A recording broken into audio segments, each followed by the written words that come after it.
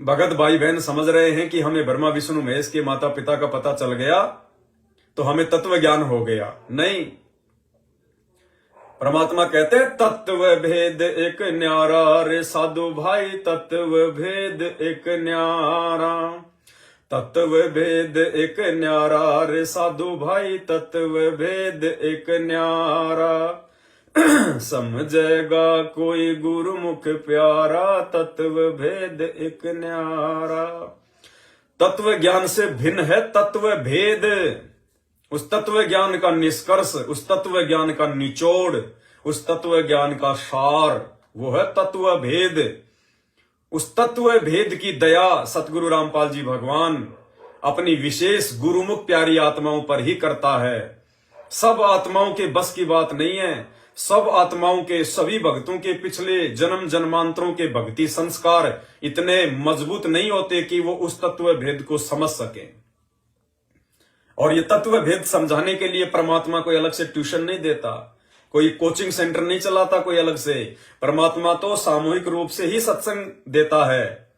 लेकिन वो चंद पुण्य आत्माएं होती हैं जो उस तत्व ज्ञान में छुपे हुए उस तत्व भेद को समझ लेती हैं, उस तत्व भेद को जान लेती हैं। उसको कहते हैं संकेत। परमात्मा कहते हैं ना, शब्द सैन सतगुरु की पहचान है, वो पावे अटल सुहागरे। वही आत्मा उस अमर लोक को प्राप्त कर सकती है जो परमेश्वर के उस तत्व ज्ञान में से उस तत्व भेद को निकाल ले।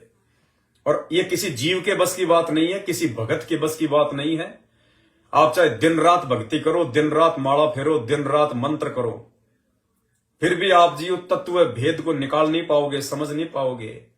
उसके लिए तो परमात्मा कहते हैं, सब सुमरे अपने अनुमाना, तो गति लखी न जाए, और कहे कबीर कृपया कर जन पर, ज्यों की त्यों समझाए। जिस पर वो गुरुदेव भगवान, वो कबीर परमात्मा रजा बख्शेगा, उसी आत्मा को वो तत्व भेद समझ में आएगा। और ये तत्व भेद है क्या? भाई और बहनों, जो अखंड पाठ की वाणियां भगत समाज के घरों में शुरू हो चुकी हैं, घर घर में पाठ प्रकाश शुरू हो चुके हैं, फ्री के पाठ प्रकाश, उन आश्रमों से सैकड़ों गुना अधिक लाभ। वहां तो कोई लाभ था ही नहीं, वहां तो किसी प्रकार का कोई लाभ इस पाठ प्रकाश का 21-21 हजार रुपए देने के बाद भी भगत समाज को था ही नहीं। क्योंकि पाठ करने का ये मैनेजमेंट अधिकारी नहीं है। आप और हमारे जैसे 2 कौड़ी के जीव लेके माइक हनुमान चालीसा की तरह वो पाठ पढ़ रहे थे। और 21-21 हजार रुपए जो आप पाठ प्रकाश के देते थे या फिर किस्तों में जमा करा रहे थे, वो पैसे आपके स्टेडियम में लग रहे, राजनीति में लग रहे, बैडमिंटन में लग रहे, कबड्डी में लग रहे, राजनेताओं के तलवे चाटने में लग रहे। तो भाई और बहनों, आपको कहां से लाभ मिलेगा? और यही कारण है सतलोक आश्रम हरियाणा से जुड़ी हुई आत्माओं की दुर्गतियां हो रही हैं, दिन रात अकाल मौतें, सबके घरों में कहर झगड़े। कोई 2-4-5% है जिनकी पिछली बैटरी चल रही है और वो सोच रहे हैं कि हम आश्रमों से जुड़े हुए इसलिए लाभ मिल रहे हैं। आने वाले समय में आंखों के सामने दुर्गतियां होंगी, आंखों के सामने। अगर समय रहते साथ संगतियों से नहीं जुड़े तो इस साथ संगति से जुड़े बिना आपको वो तत्व भेद समझ में नहीं आ सकता। तत्व ज्ञान तो आ गया आपके समझ में, लेकिन तत्व भेद समझ में नहीं आ सकता। और ये तत्व भेद समझ में आए बिना आपको अपने गुरुजी समझ में नहीं आएंगे, आपको संत रामपाल जी का वास्तविक रूप समझ में नहीं आएगा। भाई, जैसे वेदों में लिखा है, कबीर देव अग्ने तनुर असी, विष्णवे तवा सोमस्य तनुर असी, कबीर अंगारी असी, बंबारी असी, सवर ज्योति रितधामा असी। बहुत सी जगह गुरुदेव ने बताया उस परमेश्वर का नाम लिखा हुआ है कबीर देव। तो नाम तो सबको पता चल गया, ये तत्व ज्ञान तो सबको हो गया कि वेदों में जो परमात्मा है वो कबीर है। और लाखों की संगत ने नारे भी लगाने शुरू कर दिए कि वेदों में प्रमाण है और कबीर देव भगवान है।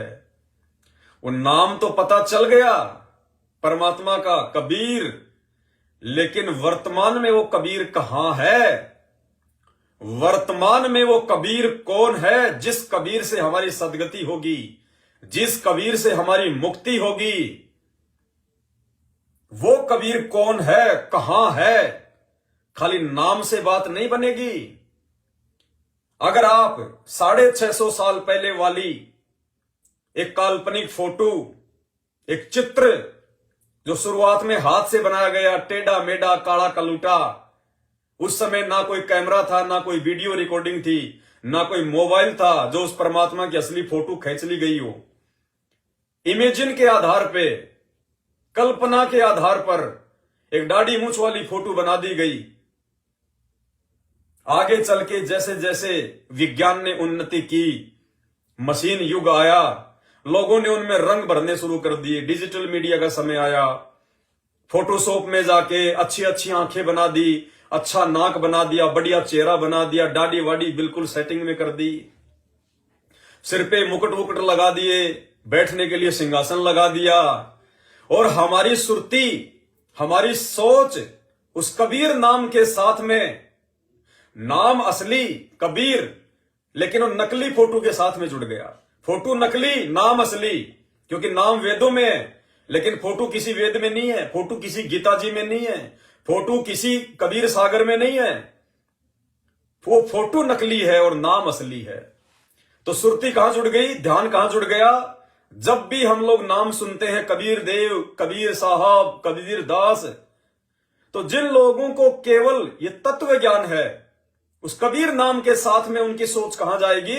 और नकली फोटो पे, दाढ़ी मूंछ वाली फोटो पे, कबीर दास जी की फोटो पे।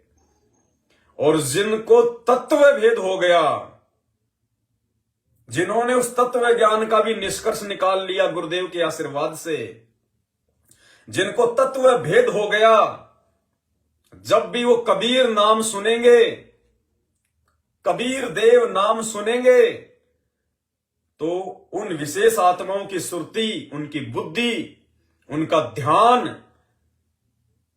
परम पूज्य सतगुरु रामपाल जी परमेश्वर जी के ऊपर जाएगा, ना कि दाढ़ी मूंछ वाली फोटो के ऊपर।